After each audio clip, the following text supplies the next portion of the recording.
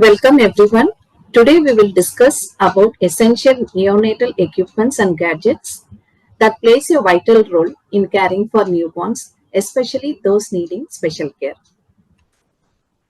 Neonatal care relies heavily on specialized equipment to monitor and support newborns. Our goal is to understand the function, safe use, and practical bedside application of these devices. So let us see one by one. The first equipment is radiant warmer. It is otherwise called open gas system.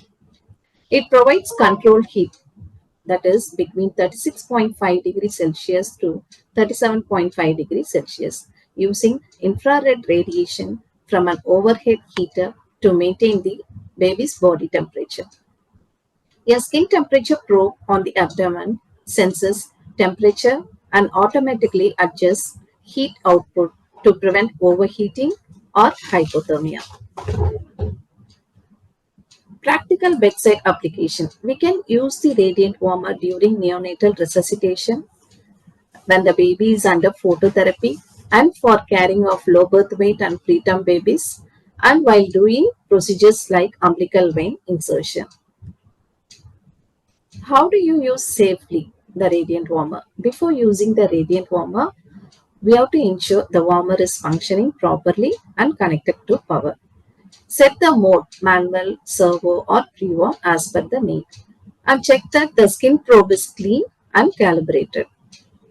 During use, we have to place the temperature probe on the right upper abdomen, that is in the liver area, using a protective patch. Keep the heater distance at least 45 to 50 cm above the baby. Avoid overheating and monitor the skin temperature and heater output on the display. Maintain neutral thermal environment by using side walls and cover head with cap. After use, we have to switch the standby mode before removing the baby. And clean, disinfect surfaces and probes. Document the baby's temperature. The points to keep in mind are monitor the baby's temperature every 15 to 30 minutes initially and ensure alarm limits are properly set. For example, low temperature alarm at 36 degrees centigrade and high at 37.5 degrees centigrade.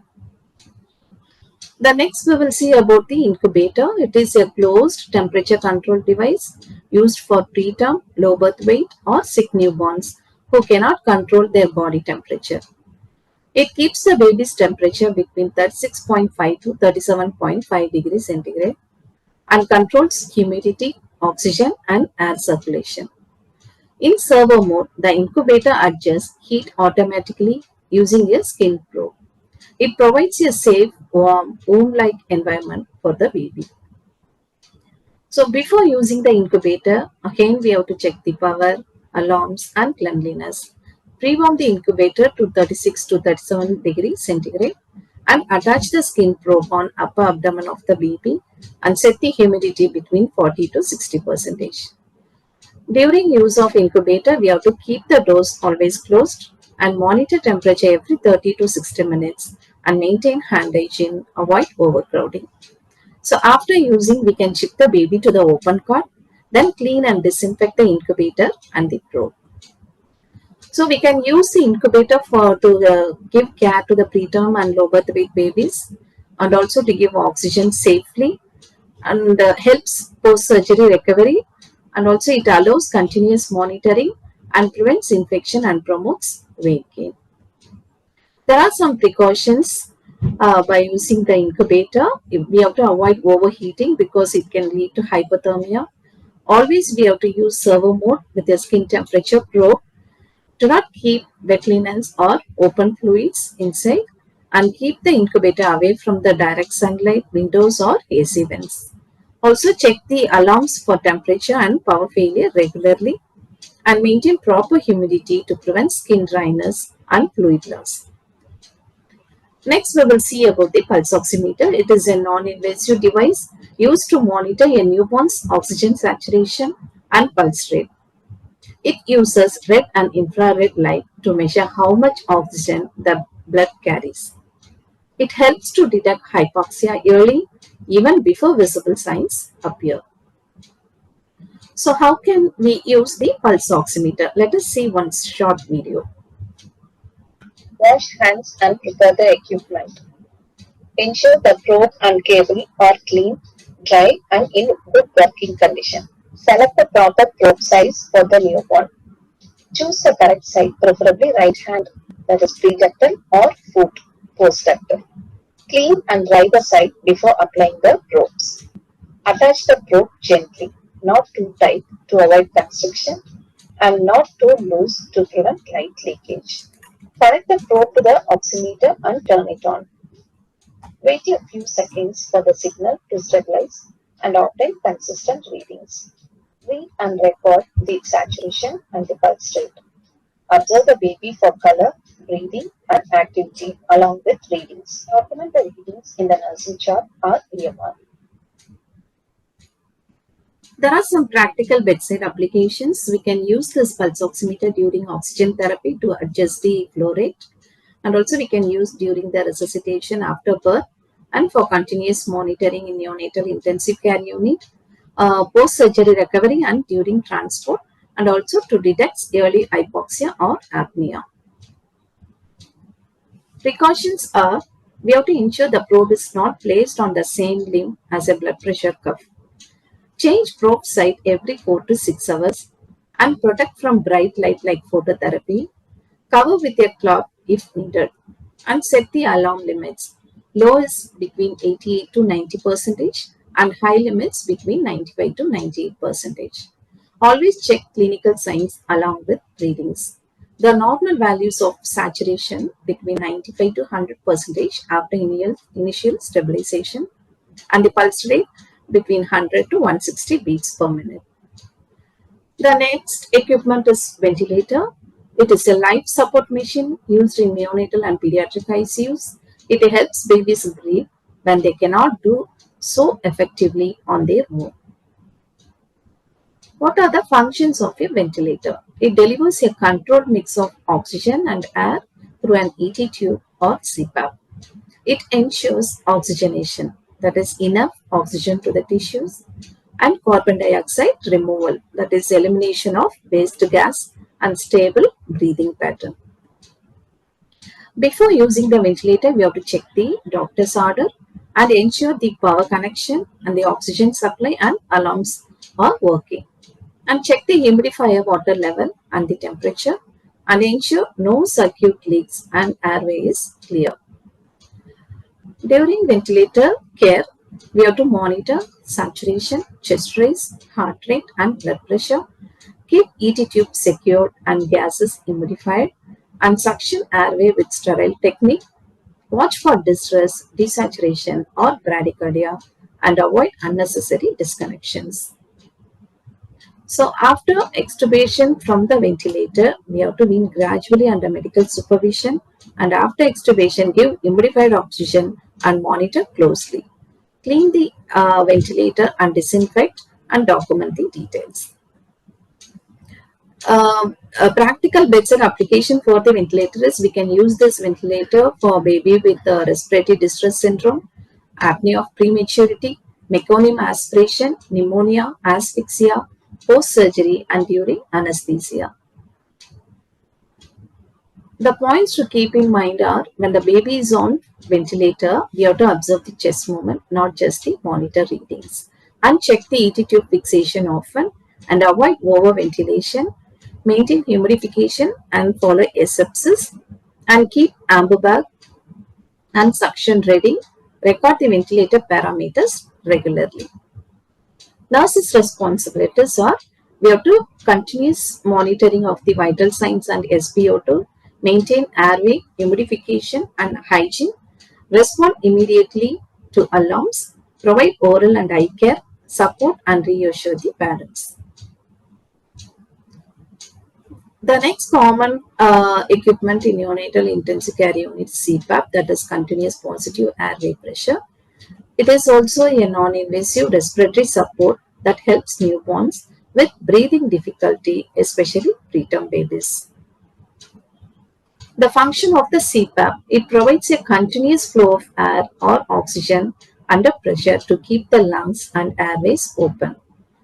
It also helps to prevent alveolar collapse, improves oxygenation, and reduces the baby's work of breathing.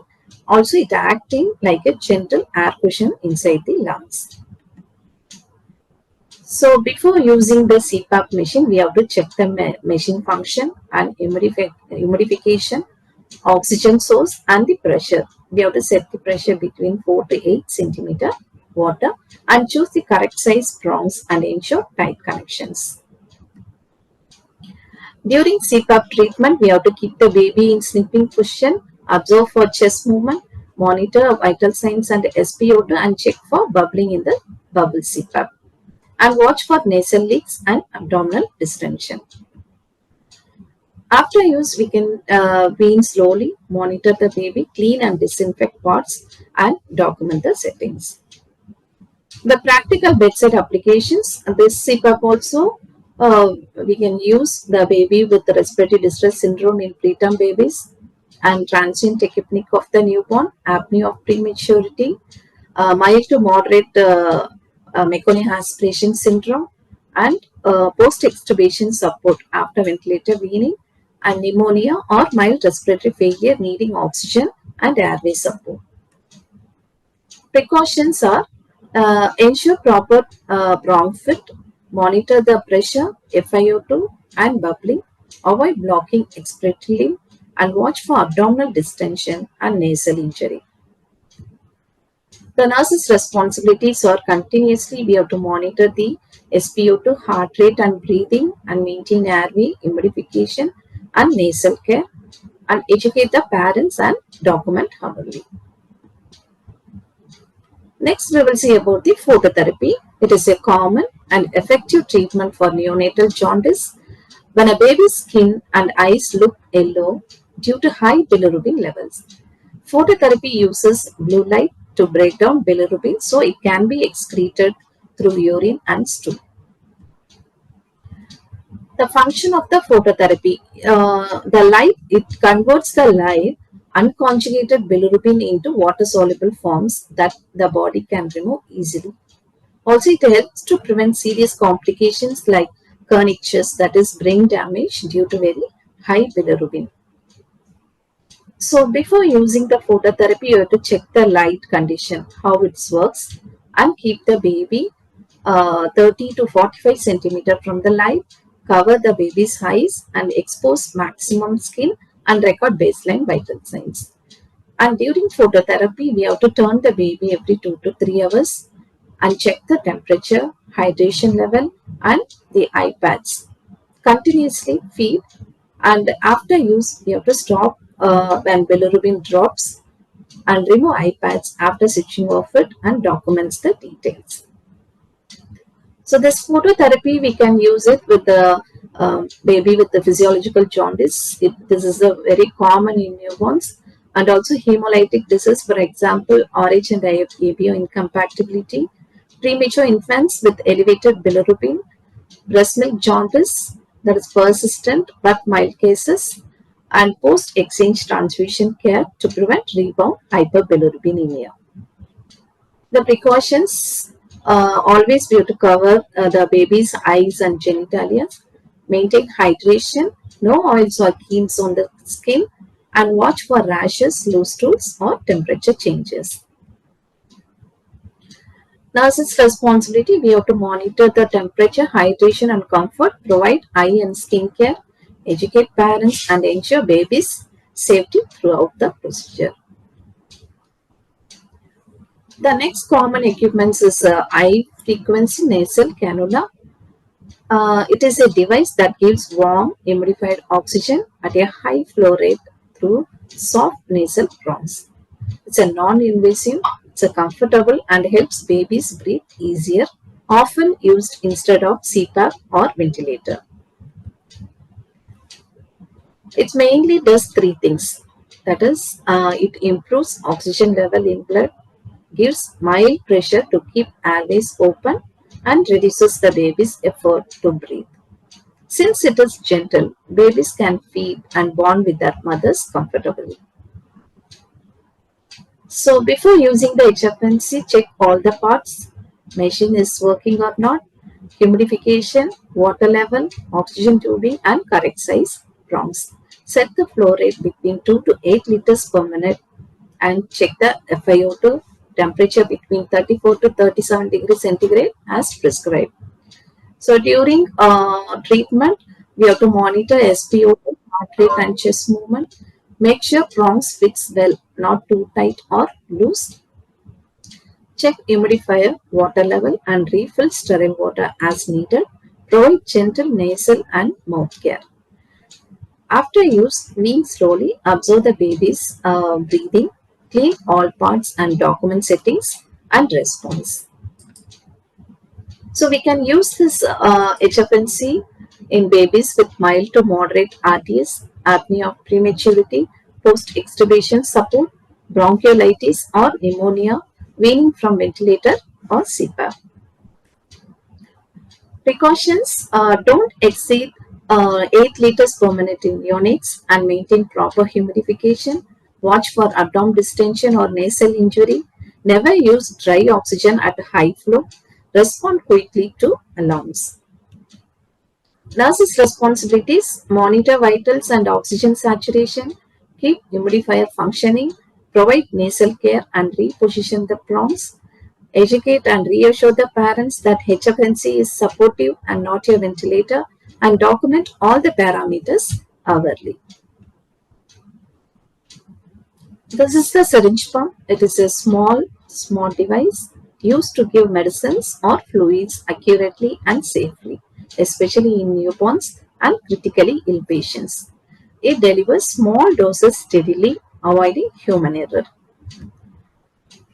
So the function of the syringe pump, it provides precise, controlled infusion of medications or fluids. But also it is used for inotropes, insulin infusion, antibiotics, electrolytes, and total parenteral nutrition. Syringe pump acts like a steady hand giving medicine drop by drop at a constant rate. Before using the syringe pump, we have to check the power, alarms, syringe size, and load the syringe, prime line, set the rate, and verify the medication. Monitor the infusion site and pump display, tubings, and aseptic technique, and label the syringe with drug information. After using, stop the pump, flush if needed, document, and clean the pump and recharge. So syringe pump is used in an ICU for administration of inotropes, insulin, antibiotics, and calcium. In ICU and operation theater, it is used to give sedatives, analgesics, and vasoactive drugs post-operatively to relieve pain and also for antibiotics and total parenteral nutrition for continuous nutrition. Precautions, we have to double check the drug, concentration of the drug and rate of the drug. Never ignore alarms, avoid air bubbles and keep connections tight. Use dedicated lines for critical medications. So nurses' responsibilities, we have to verify the order and setup, monitor vitals and response, respond to alarms immediately, label the syringe and document accurately, educate staff and the parents. So next is the infusion pump. It is a device that delivers fluids, medications, and nutrients safely and accurately, which is crucial for newborns and critically ill patients. The function of the syringe pump is it delivers precise volumes of IV fluids or medications over time. And also it prevents fluid overload and ensures safe therapy. It controls the flow rate in ml per hour to maintain consistent drug levels. For example, inotropes, insulin, TPN can give through this pump. It ensures the exact delivery. So before using, we have to check again the pump, alarms, functioning level, syringe, IV site, priming the line, and doctor's order. And we have to set the rate, volume, and secure the IV line. And during, we have to monitor the infusion site and the pump display, IV line site, and everything we have to document and reassure the parents. And after use, stop the pump, flush if needed, and record the total volume infused and the response, clean and recharge the machine. So again, the same syringe pump, we can use the infusion pump also in neonatal intensive care unit for continuous infusions and for TP and delivery. Also fluid therapy in preterm or sick neonates and controlled blood transfusions. So again, precautions, we have to check twice the drug, correct dose and correct drug and correct rate, and never ignore the alarms, avoid air bubbles and keep connections secure, maintain aseptic technique and monitor the patient. Nurses role, verify the orders and setup, monitor the patient and pump display and the IV site, and document accurately, respond immediately to the alarms, and educate and reassure the parents. The next common equipment is weighing scale. We'll see about its function and safe use and bedside applications. So it measures baby's weight accurately. Also, it helps to monitor growth, hydration, nutrition, and calculate medication or fluid doses. It tracks daily weight gain or loss, crucial for preterm or sick babies. For example, if a baby weighs 1.2 kg today and 1.25 kg tomorrow, it shows a healthy gain of 50 grams. So let us see one short video on how to weigh the newborn. Wash hands thoroughly and ensure all equipment is clean. Switch on the scale and set to 0 before use. Place a clean towel or sheet on the scale for hygiene and comfort. Undress the baby completely. Remove clothes and diaper to record naked weight. Gently place the baby in the center of the scale, ensuring safety and balance. Read and record the weight immediately to the nearest 10 grams. Trust the baby promptly to prevent chilling. Document the weight in the weighing chart, EMR or growth chart.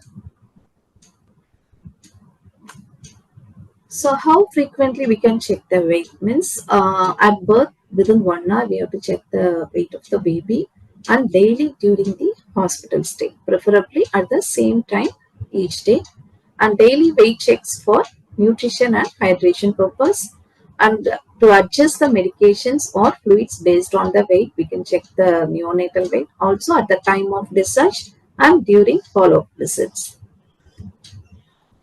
The interpretations are the normal weight loss is up to 10% of birth weight in first 3 to 5 days, and regain birth weight by 10 to 14 days of life.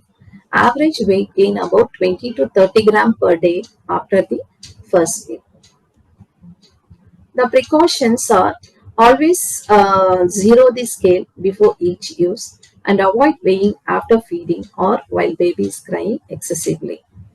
Never leave the baby unattended on the scale, and maintain infection control practices.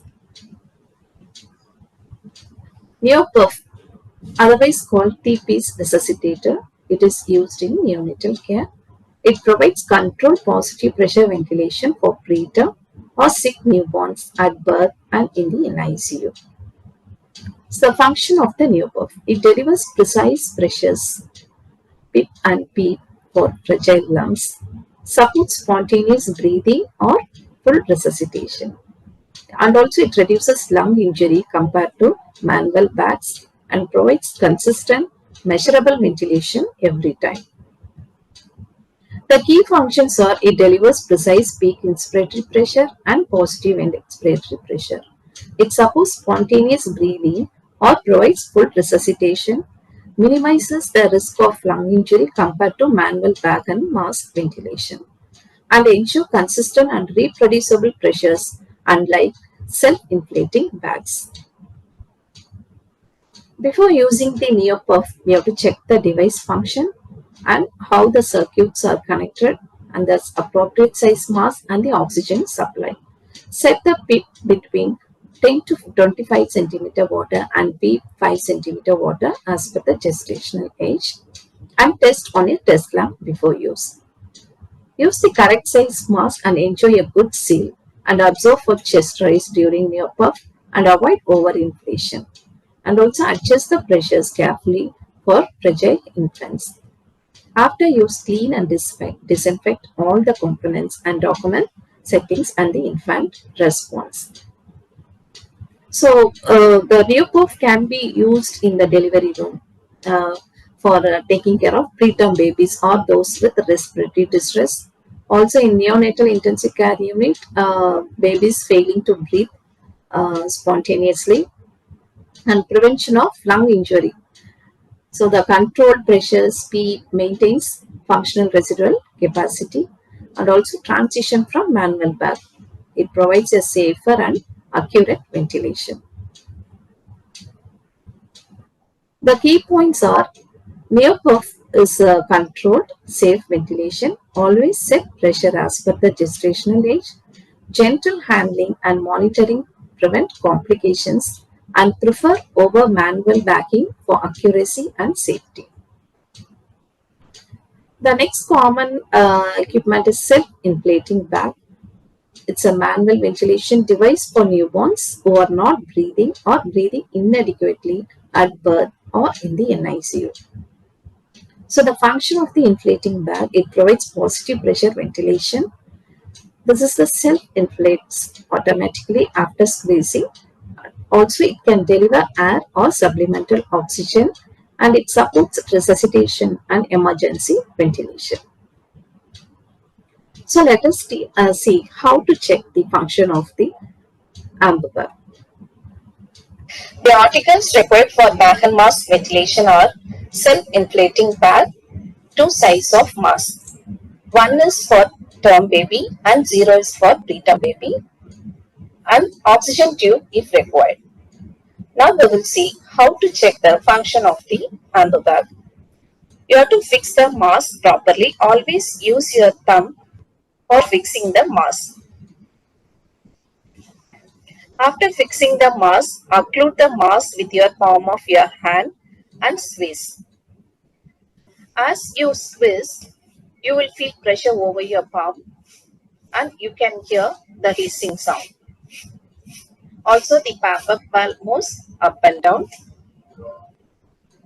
and you can see the fish mouth valve opens and closes. Now we will see how to give bag and mask ventilation. You have to position the baby in sniffing position and place the mask. It has to cover chin, mouth and nose, and sit properly with CE technique and start bagging.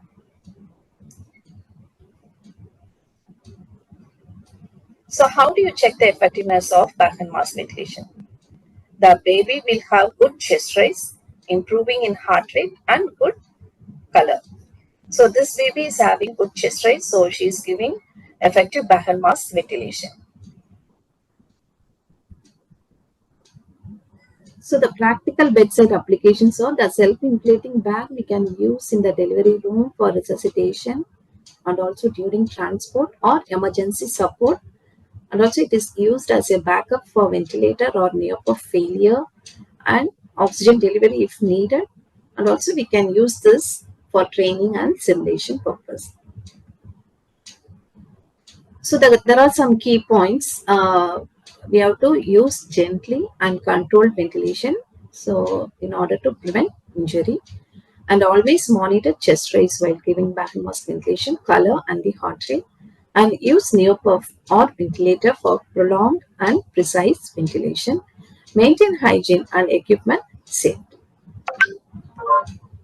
The next common equipment is suction machine. The suction machine is used to remove secretions from the airway, mouth, nose, or tracheostomy to keep the airway clear and prevent breathing complications. The function of the suction machine is to remove mucus, blood, or other secretions, and also to maintain a clear airway for better oxygenation. It can be used intermittently or continuously, and also it is useful for neonate children and the adults. So before suctioning, we have to wash hands, wear gloves and mask, and check the power and working condition of the vacuum and connect the tubing. and suction catheter and collection jar.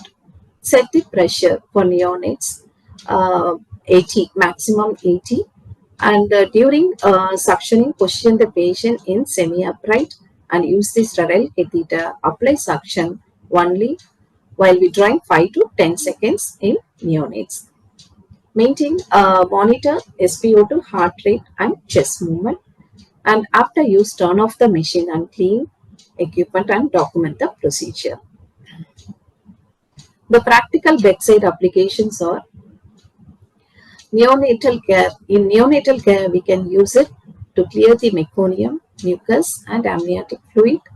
And the NICU and PICU, we can use it for suctioning the endotracheal tube in ventilated patients, and emergency to clear the airway during aspiration or obstruction, and tracheostomy to remove the secretion safely.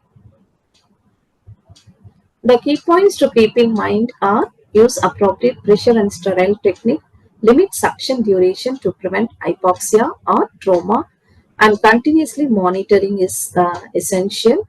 Clean and maintain equipment to prevent infection. The apnea monitor, it is a device that continuously monitors a baby breathing and alerts us to pauses in respiration, helping prevent hypoxia and bradycardia. So it is continuously monitors respiratory rate, heart rate, and sometimes SpO2, and also it detects apneic episodes, that is more than 20 seconds or shorter passes with bradycardia and desaturation. Also, it provides audible and visual alarms for early intervention. So before using the apnea monitor, we have to check the power or battery and verify the sensor function, chest leads, abdominal pulse, and pulse oximeter, and apply sensors correctly. It has to snug but gentle. And set appropriate alarm limits. Check the sensors are secure to prevent false alarms, and monitor the patient and respond immediately to alarms. After use, clean and disinfect the sensors. Check monitor maintenance and store properly. Document any episodes of apneic and interventions carried out and the patient's response. Safety tips: never ignore alarms. Assume each is a potential emergency until assessed. Avoid placing sensors over irritated or broken skin. Regularly calibrate and maintain the monitor for accurate readings. Ensure caregivers are trained to respond immediately to alarms. The practical bedside applications in neonatal care, it helps to monitor the preterm and high-risk babies, and also to detect respiratory compromise in critically ill patients. In post-procedure, we can monitor after anesthesia and sedation, and home care also. Selected infants at risk for sudden infant of death syndrome or apnea, also we can use this apneic monitor. Key points are: correct sensor placement is very much essential, and respond immediately to all alarms. Regular maintenance and calibration ensure accuracy and helps to prevent serious complications like hypoxia or bradycardia. The next common equipment is oxygen analyzer. It is a device that measures the oxygen concentration delivered to a baby. It ensures neonates get the right oxygen level, preventing hypoxia and oxygen toxicity. The function of oxygen analyzer, or it monitors FiO2 continuously in incubators, CPAP, ventilators, or oxygen hoods. But also it ensures accurate oxygen therapy and prevents under or over delivery. It reduces risk of complications like retinopathy of prematurity and guides clinical adjustments to maintain target saturation. Before using this analyzer, we have to verify the calibration and clean the sensor probe and connect it properly to the oxygen source, and place the sensor in the oxygen circuit without blocking flow, and monitor FiO2 readings continuously. Adjust the oxygen to maintain targeted SpO2, usually between 90 to 95% in neonates. After use, we have to clean and disinfect the sensor, document the readings, adjustments, and response of the patient, and perform regular calibration and maintenance. So this can be used in the incubator or warmer to ensure safe FiO2 for preterm infants. Also, it's used in the CPAP and HFNC to monitor the oxygen delivery to spontaneously breathing babies, and ventilators and oxygen to verify accurate oxygen delivery. And during transport and emergency care also we can use this to ensure safe oxygen during neonatal transfers. Key points to keep in mind are always you have to verify the FiO2, never assume the device is accurate. Use alongside pulse oximetry for patient specific monitoring, and continuous monitoring and proper adjustments are critical for neonatal safety. There are some other equipments are available in the neonatal intensive care unit, that is stethoscope, which is used to check the heart rate of the neonate, and it has to be cleaned before and after usage with alcohol swab, and separate stethoscope for each baby. And another equipment is thermometer, which is used to check the temperature of the baby. And when the baby is on radiant warmer, you have to check manually with the thermometer of the temperature, and infantometer, and inhale nitric oxide, feeding utensil sterilizer, and nebulizer, trans illuminator, and bilirubinometer. These are all the equipments also we are using in the neonatal intensive care unit. Thank you so much.